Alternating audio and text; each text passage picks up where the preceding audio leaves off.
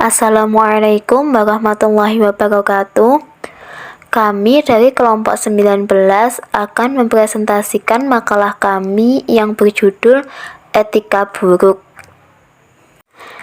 Di sini, saya Nilna Muna Faridlatul Hasanah sebagai moderator sekaligus pemateri 1 dan Anissa Elvinur Fitria sebagai pemateri 2.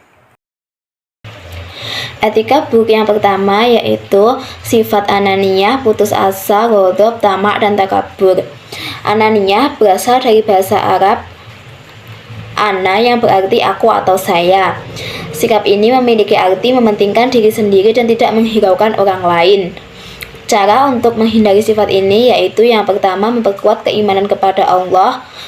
Yang kedua, menyadari bahwa manusia ditakdirkan untuk menjadi makhluk sosial. Dan yang ketiga yaitu memupuk semangat kebersamaan dan toleransi. Sikap yang selanjutnya yaitu putus asa. Menurut Kamus Bahasa Indonesia, putus asa berasal dari kata dasar asa yang berarti harapan. Jadi putus asa ini memiliki arti putus harapan. Sedangkan dalam surat Az-Zumar ayat 53-54 yang dimaksud putus asa di sini yaitu putus asa dari rahmat Allah atau berputus asa dari ampunan Allah. Putus asa ini memiliki dua faktor penyebab. Yang pertama yaitu faktor internal, yaitu kualitas akhlak yang rendah yang dimiliki seseorang, dan faktor eksternalnya yaitu dapat berupa cobaan dan ujian yang datang dari Allah. Selanjutnya yaitu sifat ghadab. Ghadab secara bahasa artinya keras, kasar, dan padat. Secara istilah, ghadab memiliki sikap seseorang yang mudah marah karena tidak senang terhadap perlakuan atau perbuatan orang lain. Sifat pemarah seperti ini dapat membakar jiwa dan menghanguskan akal. Sikap yang selanjutnya yaitu sikap tamak. Kata tamak berasal dari kata yang berarti berkeinginan hati yang kuat untuk mendapatkan sesuatu.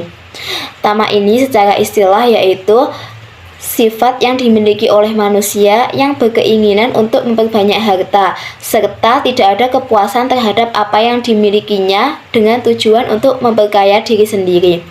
Cara untuk menghindari sikap ini yaitu berhemat dalam kehidupan serta pandai dalam menggunakan harta, sadar bahwa dunia adalah tempat ujian dan semua akan menemukan ajalnya.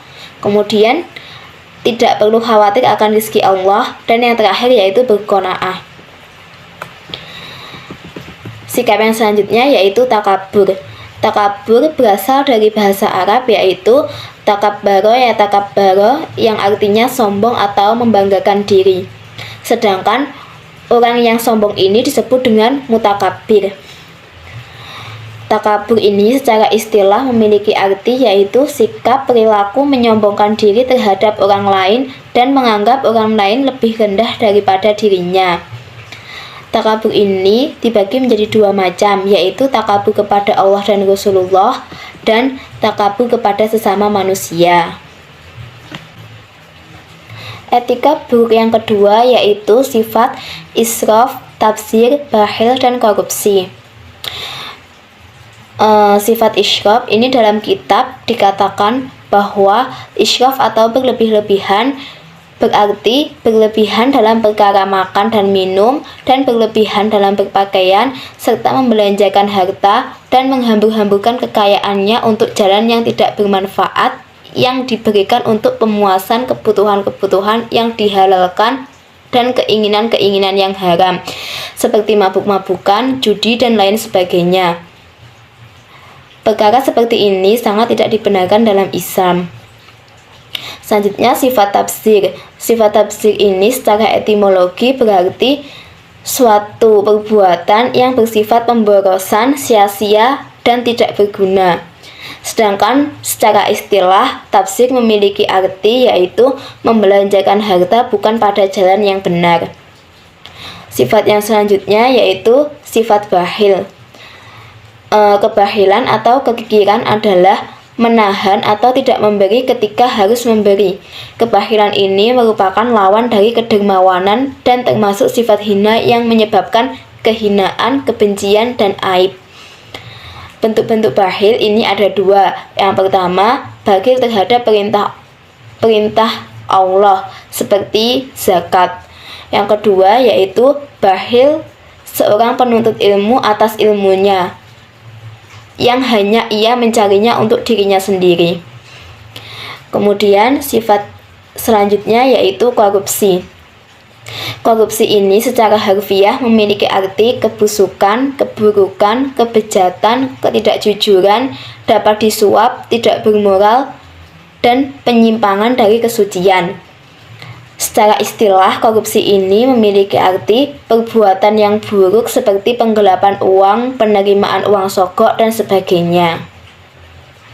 Fitnah, namimah, dan ghibah. Fitnah.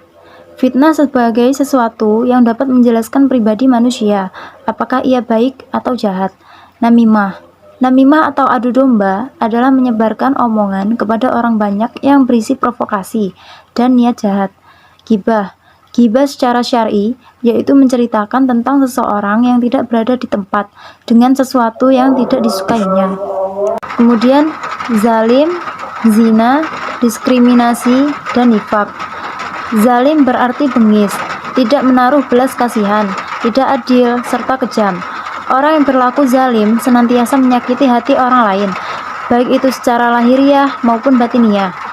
Zina. Zina adalah hubungan kelamin antara laki-laki dengan perempuan tanpa adanya ikatan perkawinan yang sah dan dilakukan dengan sadar, serta tanpa adanya unsur syubhat. Diskriminasi. Diskriminasi adalah perlakuan yang tidak seimbang terhadap perorangan atau kelompok. Nifak. An-nifak secara istilah syara berarti menutup kekufuran dan memperlihatkan keimanan. Orang yang mempunyai sifat nifak disebut munafik. Sekian presentasi dari kami. Apabila terdapat banyak kekurangan, kami mohon maaf yang sebesar-besarnya. Wabillahi taufiq wal hidayah, wal inayah. Wassalamualaikum warahmatullahi wabarakatuh.